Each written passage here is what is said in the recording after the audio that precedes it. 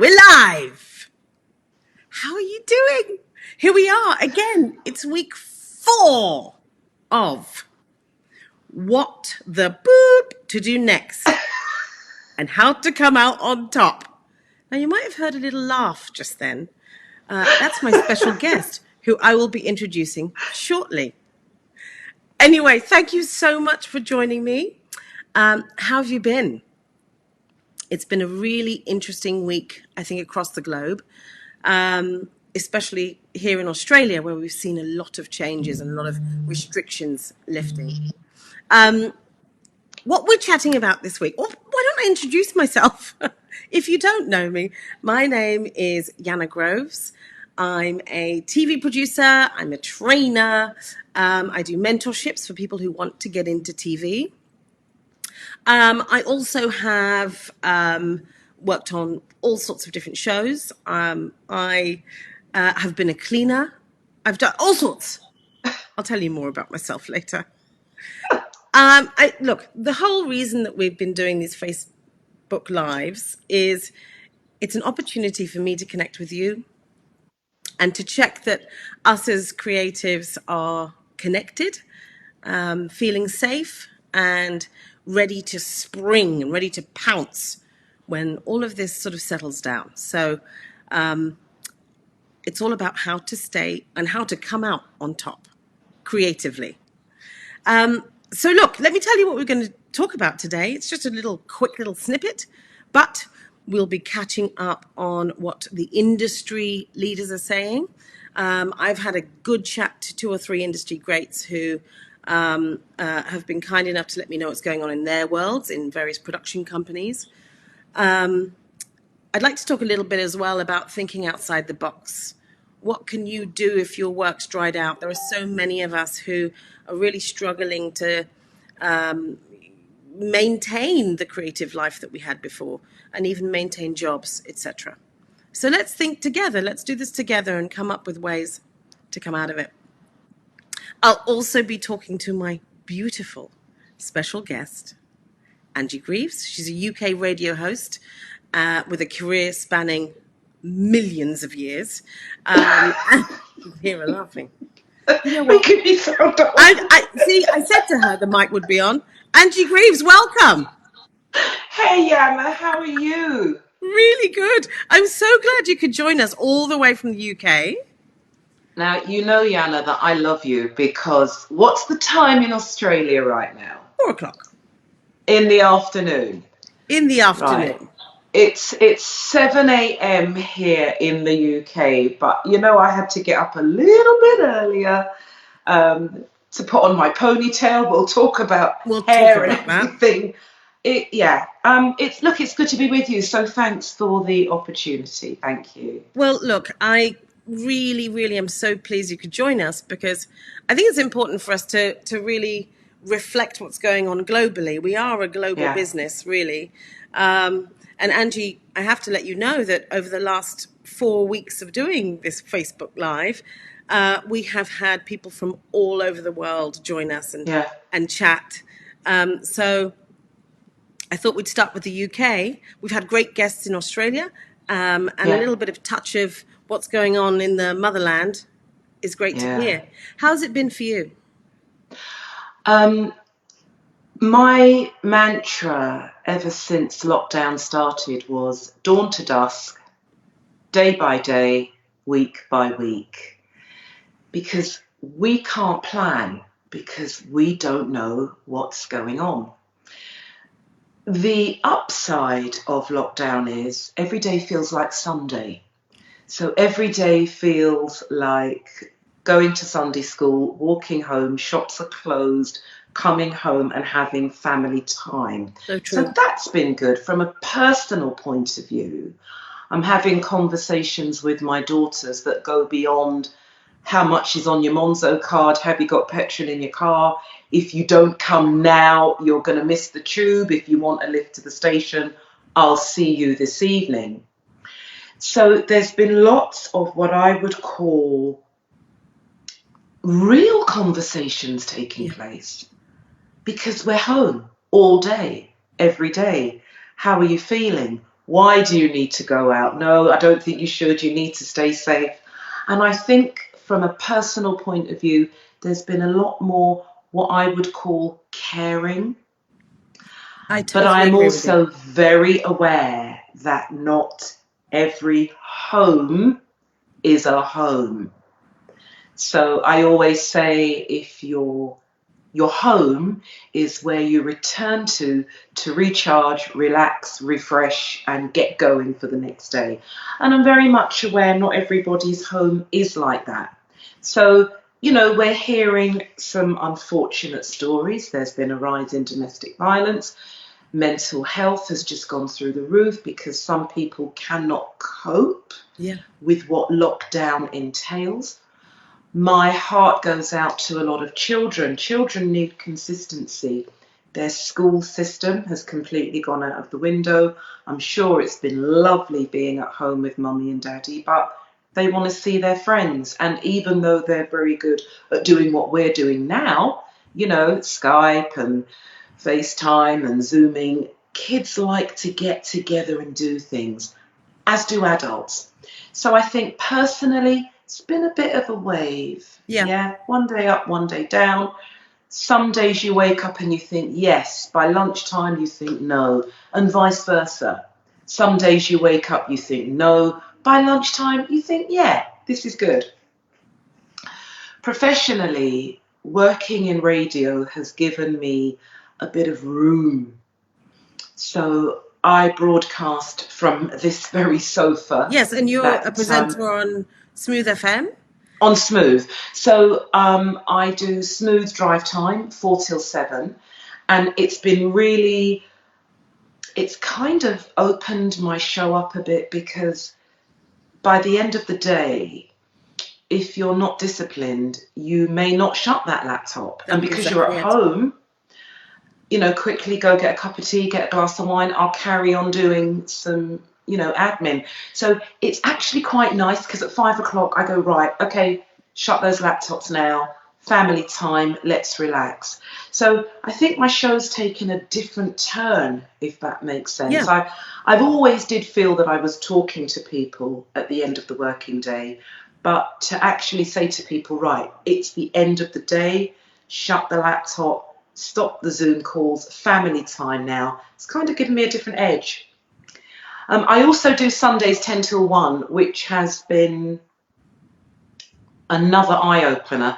That show I first took on, it was a show of just love letters. In my previous station, I used to do love letters midnight till 1. I love that. So I was asked to do love letters. Good old-fashioned radio. Oh, do you remember? I used to do that. So 10 till 1 now, Sunday morning, I do love letters. But what's really happened since this virus and since lockdown, it's become a show that you can restart your week.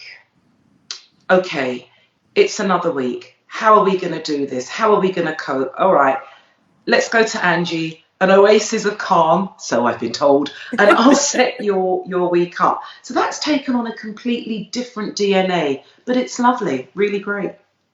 I have had a very similar experience. I don't have kids, but I have been very, very selective in who I'm speaking to, for how long, because time is valuable. I think that's what we're finding. It's you don't squander a minute.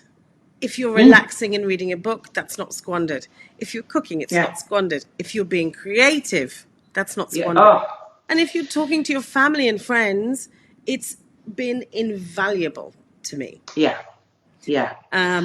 And as you're saying, it's a very scary time. It's very we're entering into the unknown. We don't know if life will ever be the same. Well, I think whatever happens from here on, and I understand Australia's opening up, the UK's opening up as well, we have to adopt what I'm calling a new normal, whatever normal is.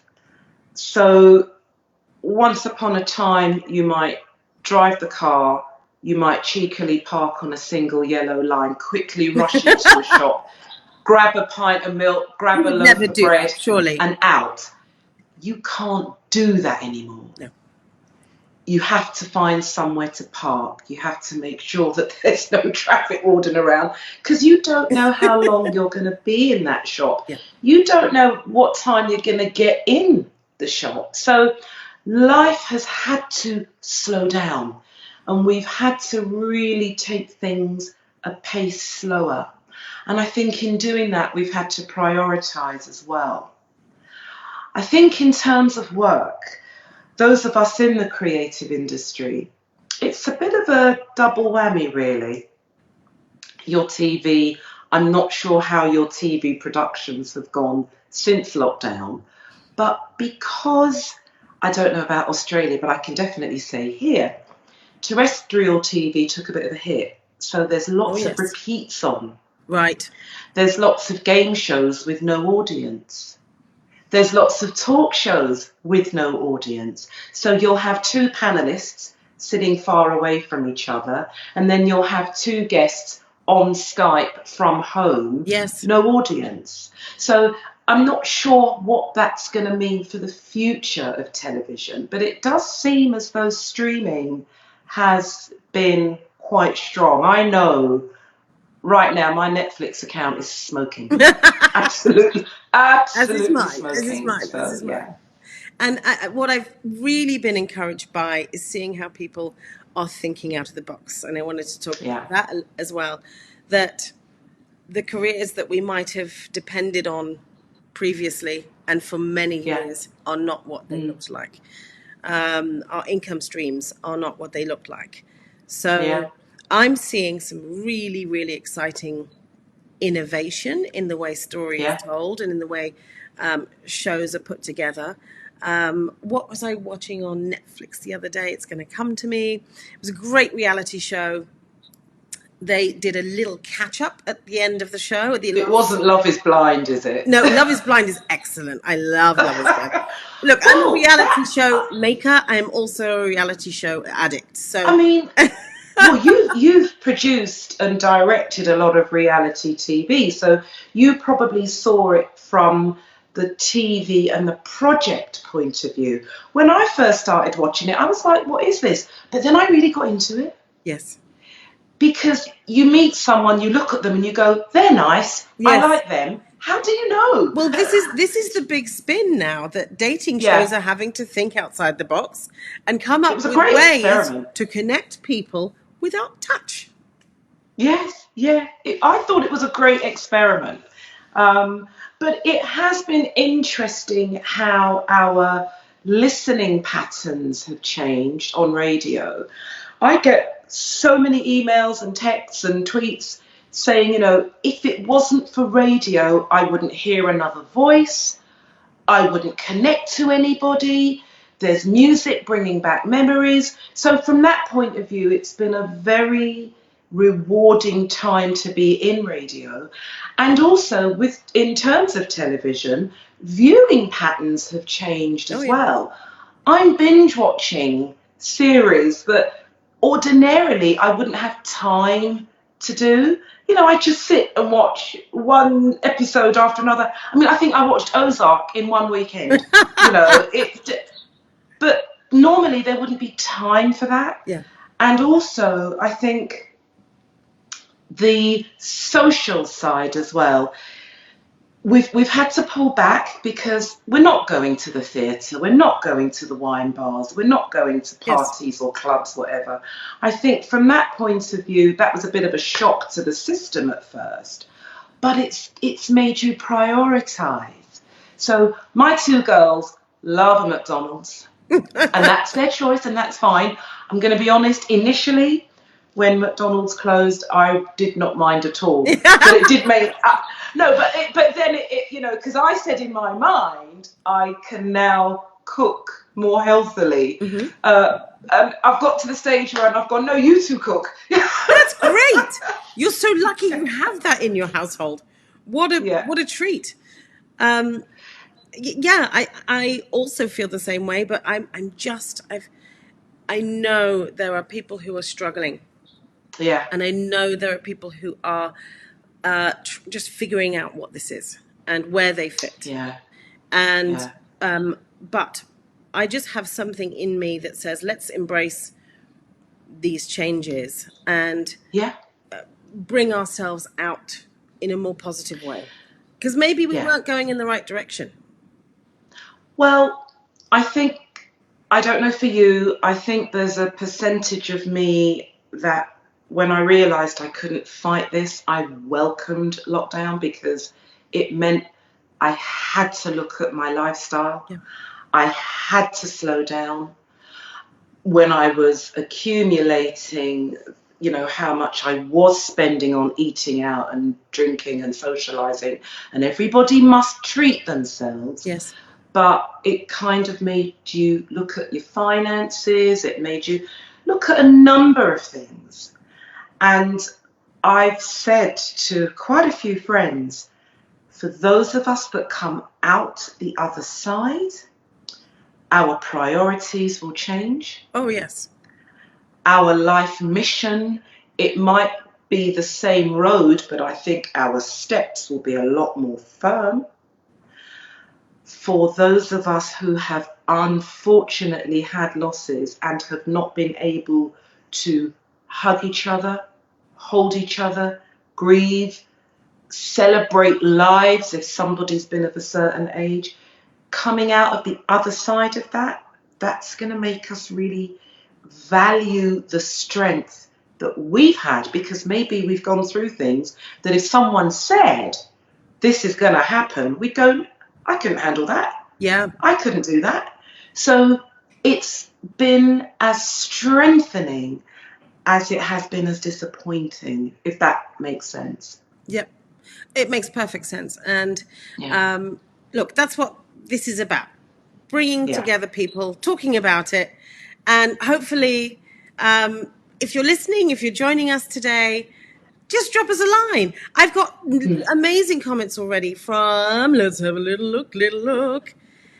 Wow, we have the gorgeous DB Zumba. Now, I've been flattening my own curve. Or attempting to. Right. Zumba at home. There you go. Zumba at home. I don't know how I look. It must be quite a sight to see. The neighbours must be entertained. But anyway, I think that's awesome that people are, we just make do, don't we? And I'm very lucky that I have my Zumba. Thank you, Dee. Lisa Mannion, hello, lovely to see you. And Jacinta, the foster mother of all time, the most amazing woman. Right. Summer Steele. She's an amazing producer, a series producer who's tuned in. Fantastic.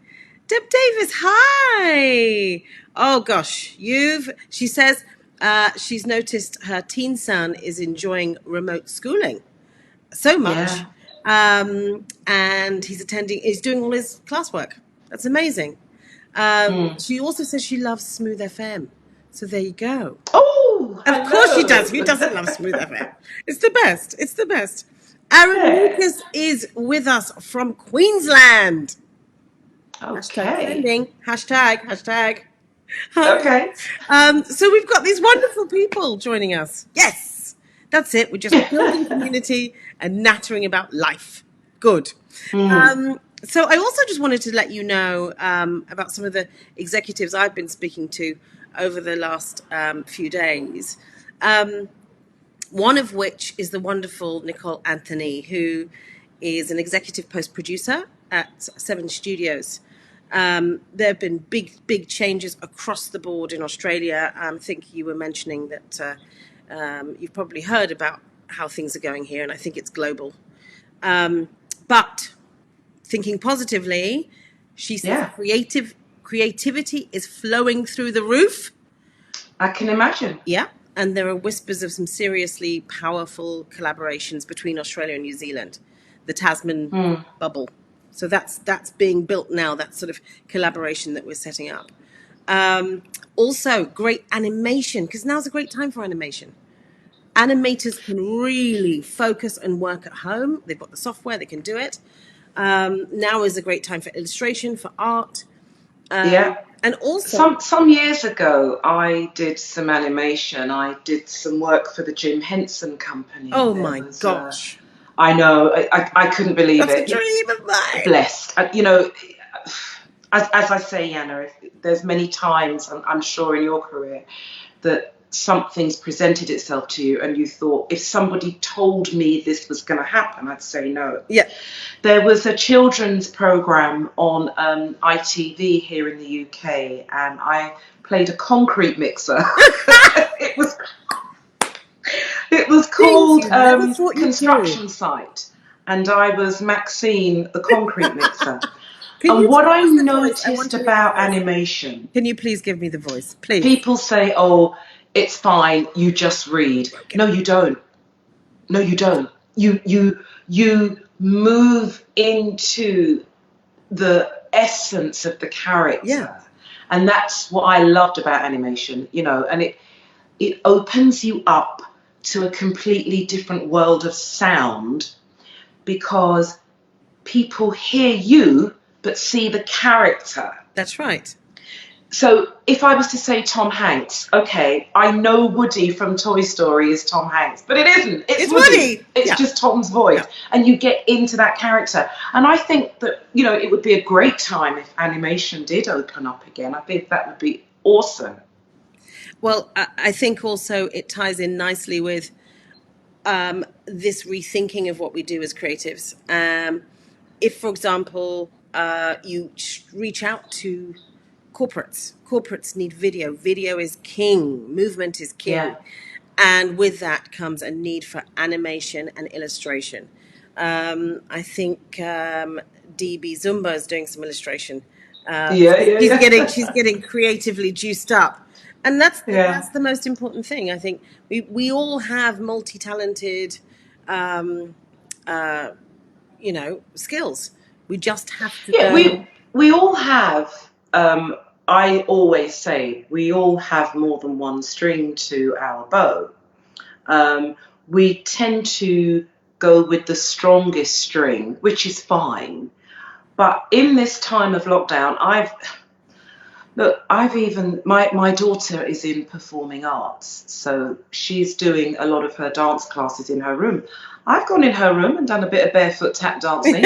Completely forgot that I used to do tap dancing. So it's actually quite nice to have the time to think, right, let me tap into my creative reservoir. What am I going to offer up when I come out of the other side? Because if we don't learn anything from this time, then that would be very, very sad. That would be I don't think life will ever be normal again. It would be a travesty if we get to that point. And that's what drives me. I don't want to be in a situation where I've wasted my time or that everything goes back to normal and I haven't done anything. I would feel like that would be wrong. Yeah. I think there is a new normal coming. Yeah. I think and I would say this to anybody watching, as I've said to myself many, many times, now is the time to do the things that you were scared of doing beforehand. Absolutely. This is I need just to say something. This is terrifying. This is terrifying. Oh. This is terrifying. But I'm enjoying it. But you have to do it. You have to do it. Look, God forbid if you were to become ill or, you know. Of course. The things in your mind that you'd be thinking, if only, I wish I had. Oh my goodness, I wish I had my time again. A really good friend of mine said to me about 2-3 days ago on the phone, God forbid, if this virus was to take her, she'd say, Lord, you need to send me back down because there's so many things that I haven't done. Yeah. So even if it scares you, do it. What have you got to lose? Just do it. So I'm getting my belly button pierced. You heard it live here. Listen, I'm going to do it. Are you serious? Yeah. That's amazing. Are you I've been wanting to do it for years. Or a stud or what's the thing? what it is, it's like a twofold thing. It's like a little arc. It's got a little smallish diamond on the top, and then it goes through your belly button, and there's a larger one on the bottom. I'm going to do it. You're amazing. You're amazing. What? Why not? Why not? You know, a mate of mine had an operation on her knee. She's been looking at this scar for ages, and she said to me, as soon as lockdown's over, she's going to get a tattoo over the scar. Why not? Why not? Why not? Yeah. Life's too short, and we've got to really embrace Absolutely, everything Yana. we have. Yeah. You know, I want to visit countries I've never been to before. I'm going to. How many years have I been saying, I'm coming to Australia? I must come and see you, Yana. Yeah, How many years? I'm waiting. Yeah. Waiting. We're waiting. We're waiting for you. We also have the amazing Oscar Bailey, very, very talented young man. Hi, Oscar. Okay. Nice to know you're here. Jenny, very beautiful, talented, strong woman, has been working up until very recently. She's in dentistry. Yay, glad you're here. And good. Grey Wolf, very mysterious, Grey Wolf. Right. He says, if only I'd spent more time on my guitar lessons. There you go. I've heard him play. Get back into it. Good. Get back into it. Yep. Learn a new instrument. Do something, you know, just do something different. Do something that scares you. Yeah. Just do it. What have you got to lose? What have you got to lose? We have nothing. Get back into those guitar lessons. That's it. We have nothing to lose. I've made so many promises over the years. I'm going to do this. Oh, this will. Yeah. Bit by bit, step by step. Yeah. I'll get there. So I also just wanted to talk about another executive producer I spoke to this week, Jeanine Cooper, who's an executive producer has been an executive producer at Warner Brothers. She's just about to make The Masked Singer, so that's about to go into production in the next couple of months. Great. She's also produced the Logies and the Actors. These are our big awards here. And so she's saying that she's receiving hundreds of CVs. And she says she feels really, really bad that she can't offer everybody a gig because it's few and far between. We can't do it all, though, can we? I think one of the things that's really come up for me in this time is we have to be real. And we can't be all things to all people. We can't be everybody's Mother Teresa. And the way I would kind of round that up, you can't pour out from an empty cup. Yeah. So you can't do everything, give everyone, be everything. And the value that you will achieve and receive will be so much more valuable if you have specially selected, and when people can then see the fruits of your labor. You don't want to, this is just my opinion. If you give to everybody, you're somewhere along the line you are going to fall short, and then that compromises your skill. Absolutely. Yeah. So don't feel bad. That's it. I think don't feel bad. Especially if you're feeling lonely, if you're feeling isolated, and you're, last week, I have to tell you, Angie, last week we were talking about opportunities that there are in the industry. And actually, even Fiona Spees, head of production at Fremantle Media, was saying, throw me your CVs, send me your CVs. They've got productions coming up, which is excellent. By the way, that's productionjobs.australia@fremantle.com. Okay. That'll be on the site later. But it's hard to get rejections, even when we're going through a great time. It's hard not to have responses, and it's hard not to get that gig. But just know that it's very rarely because you're not the right fit. It's probably right now because there are very few gigs. Rejection, as you say, anytime is a hard pill to swallow.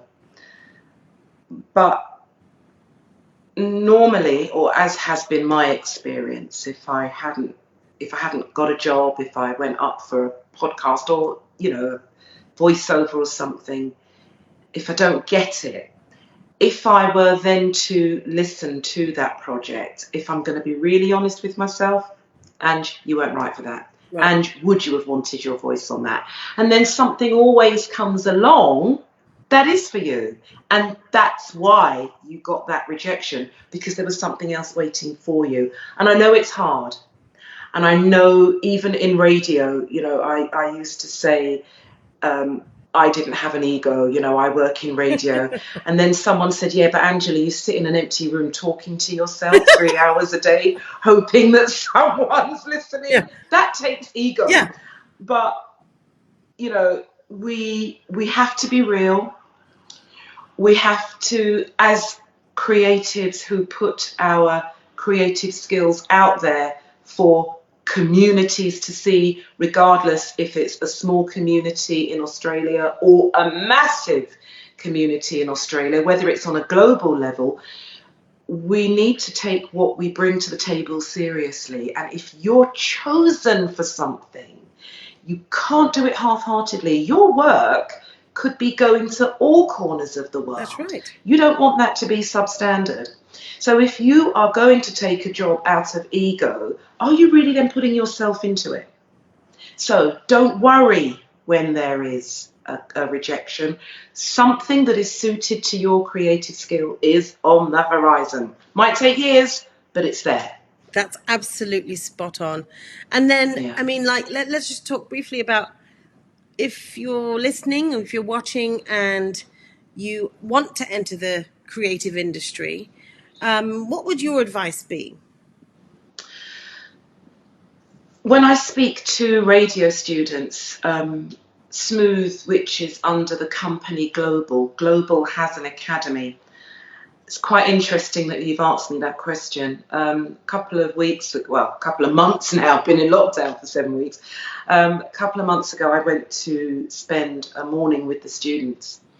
And I spoke primarily to the radio students. And so my first question was, what do you want to do in radio? Mm-hmm. If you want to be behind the mic, that's fine. Do you want to do music radio? Do you want to do speech radio? Yana, you know, I was blessed to do both because you produced me on a speech radio station. So find that angle. If you want to get into music radio, do you want to get into what I call AOR, your mainstream radio? Do you want to get into classical music, rock music? Do you want to be in specialist music? Because each of those areas requires a different level of skill. Yep. So on Smooth, I play mainstream music, but I can also do a soul show if you require me to. That will take more prep, that would take more researching. So know the area of media that you want to get into. If you want to be a producer, shadow somebody. There's so much access in the industry. I'm not sure if you use mediauk.com in Australia.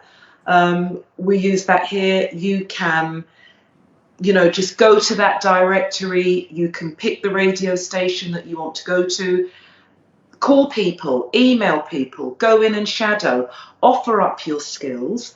I would say offer your skills up for a time for free, but you have to decide when you're going to stop working. Oh yeah, we've all been there. Yeah, it's very, very important. Network. If you know you want to be in speech radio, if there is a seminar or something happening with the presenter of a speech radio station that you listen to, if there is access to the public, go, listen, network with people, find out what's required.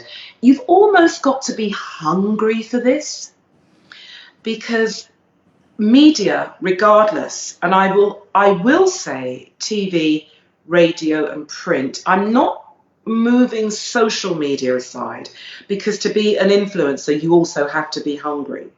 But I think what I call the mainstream grassroots media outlets, it's a selective industry. So you better know that it's what you want to do. And if you've got an opportunity to bring your expertise to the table, bring it good. Bring it good. Bring it good. I love that advice, Angie. Can you hear me? I just want to I double can hear check you you. can hear me because my face is frozen in a really Yes, your face interesting has frozen. way. It's very beautiful, It's but very, it's fine. I can it's hear you. very, very funny. I'd actually like to. It's like being. What did you say? You were a cement mixer. It's like adding the voice to the cement mixer. That's the Yeah, face I have at the moment. So look, Angie, I can't thank you enough for joining us today. it's been a It's pleasure. beautiful to hear your input. Invaluable to hear your point of view.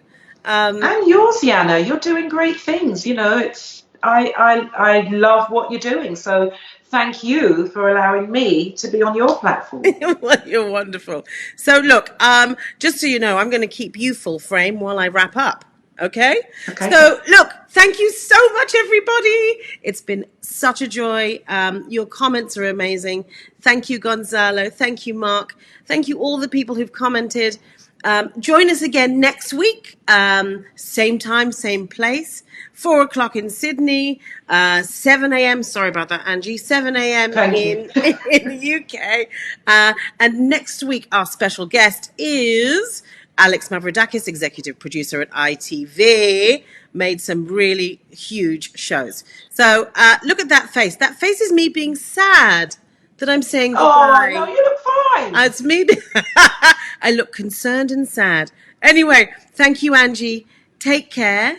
I You wish you all too. the best. Stay safe. And I'm so happy you were able to join us. Thank you, Yana, and I will see you in Sydney soon. Soon. I can't wait. Yes. Bye. Bye bye Thanks, now. everybody.